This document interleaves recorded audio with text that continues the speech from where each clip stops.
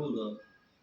Hozir yana qayta imtiyozli kreditlar bo'yicha hokimiyat orqali olinyapti yana. Shu 17,5% bo'lyapti. Yana qo'shimcha limit berilyapti. Shu chorva yo'nalishlari bo'yicha bizni bankimiz ko'p beriladi. Chorva, tikuvchilik, parrandachilik, qo'shimcha kreditlar bo'yicha asosan siz tadbir bo'layotgan kredit bo'yicha qancha kredit olyapsiz? 100 million. 100 million.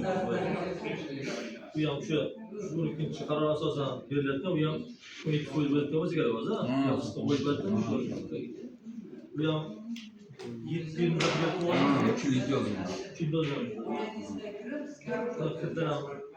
bol qo'shimcha siz kimga o'tib ketdingiz?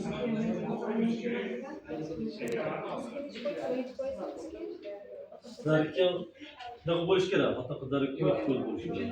Kreditlar bo'yicha mutaxassislik hozir biz gaplashganmiz, shu kreditlar bilan shug'ullanayapti.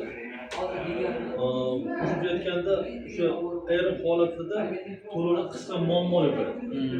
Shuni kredit olgandan keyin to'lovlarni ham o'sha vaqt to'lab borishni harakatini qilib olish kerak. Demakki, haligi ayrim kredit berish muammosi, to'xtab turish muammosi yo bo'lmasa ancha cho'zilib qolish muammosi haligi katta muammo bo'ladi bo'lyapti. Buni xabar bo'lsa ham kerak. Katta muammo bosh bo'lyapti. Shunga qanaqa kredit bo'yicha savol javob bo'lgan bo'lsa, mutaxassis chaqiramiz. Qiyinchilik muammo bo'lgan bo'lsa, agar qanchalar holat bo'lgan bo'lsa, rahbariyatga yetkazamiz. Javobni ham beryaptilar.